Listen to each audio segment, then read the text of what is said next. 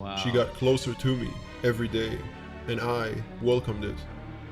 I'm starting to kind of worry about this. A while back, I watched a show called Dexter. It was about a serial killer that worked at a crime lab that would target bad people. Anyway, he referred to the thing that compelled him to kill people as the dark passenger, or his dark passenger. And it was like something that would talk to him and tell him to do these things. And you know, I've never been compelled by things except for my conscience. So I guess the reverse of that would be something like that. And it's interesting to think about. But a lot of people suffer from mental disorders where they hear voices in their heads or they have multiple personalities. And the thought of that is scary. And I don't know who I would talk to if I felt like something was always behind me or always with me. You know, something in the mirror looking back at me, telling me to do things. It's crazy to think about, you know, but today we're going to react to a story about it. Stranger Stories has a story called The Girl in the Mirror, and we're going to check it out today. Listen, make sure you go over to Stranger Stories channel, click the subscribe button and the notification bell, and if you like reaction videos like this, make sure to click subscribe on this video as well. Let's get into the animation. The Girl in the Mirror. The day my father first raised his hand against me was the day I first saw her. Long, Wow. pale hair, Story about deep abuse. dark eyes, and a gray dress. She was standing behind me when I looked at the mirror in the bathroom after washing my face. The door behind me was open, and she was standing in the hallway, looking at me with a sorrowful smile. I was surprised. We never had any visitors at home. When I turned around, she was gone. I saw her more often after that. Always in a mirror, a small distance away from me. I was scared at first, because she only came when I had been crying. I tried avoiding mirrors, but then I would see her in the reflection of a window or some polished surface. Over time, I got used to her. I had tried talking to her, and she seemed to understand me. Now, it's crazy because if you feel like you don't have a friend, something like this could actually start to feel okay. I couldn't imagine at first. If I saw anything in the mirror, I would be spooked, you know, regardless of the kind of state that I was in. But you know, once your spirit is broken down, I suppose that you're more vulnerable to things like this. And I guess that's when, you know, things start to click in the head that maybe this thing is actually watching out for you, or it understands. Wild. But she never answered. She became my friend in the darkness. She was the one who listened to me when no one else would. She offered me smiles with sad eyes, and I stopped feeling so alone. As I grew older and my darkness grew, she appeared more often. On particularly bad days, I noticed her appearing 1 or 2 steps closer to me than before. Oh. Strangely, that comforted me, as she was the only one who had ever been close to me. Dang. But then, I met someone.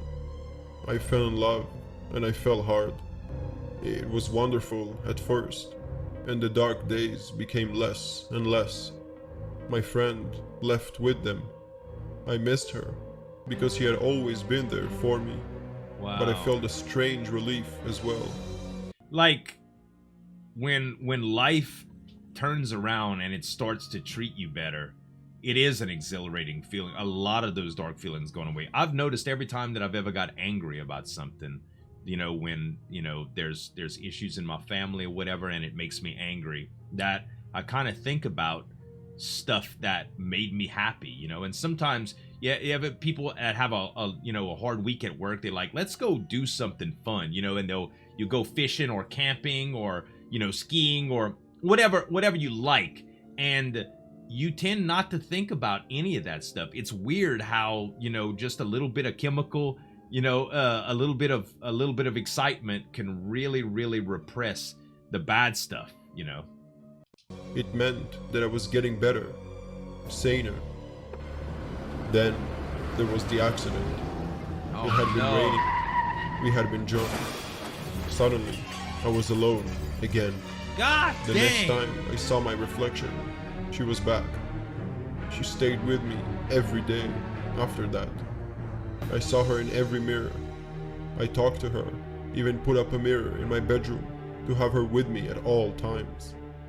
I loved her, even as many days grew darker and darker. Wow. She got closer to me every day, and I welcomed it. I'm starting to kind of worry about this. Like, now that I'm starting to look at it, what if it's just a spirit that's preying on her? You know, like waiting for her to be at her most vulnerable moment to possess her or something. I don't know, man, but she's pretty down on her luck right now, right? We sat on the bed together, me facing the mirror, and her closely behind me. One day, and a particularly dark day, I knew that we would finally be close enough to touch. I let myself fall into my darkness until I could feel her behind me. I did not dare to turn around, afraid to see an empty room behind me and be alone again. But I should have, because when I felt her cold hand sliding up on my neck, I knew that she wasn't my friend. She had been waiting. I called it! God dang it, I called it! Just the way that the story took a turn like that, man. Oh, you know, I like the black and white animation for this too. It made you focus on the story and it gave you the semblance of how she felt, you know. I really like this one. I hope y'all did too. Guys, go over to Stranger Stories channel and make sure you subscribe to him. Very talented entertainer and a friend of mine. And subscribe to this channel if you like reaction videos like this. Thanks so much for watching. As always, this is Zueljin signing off, and we'll see you next time.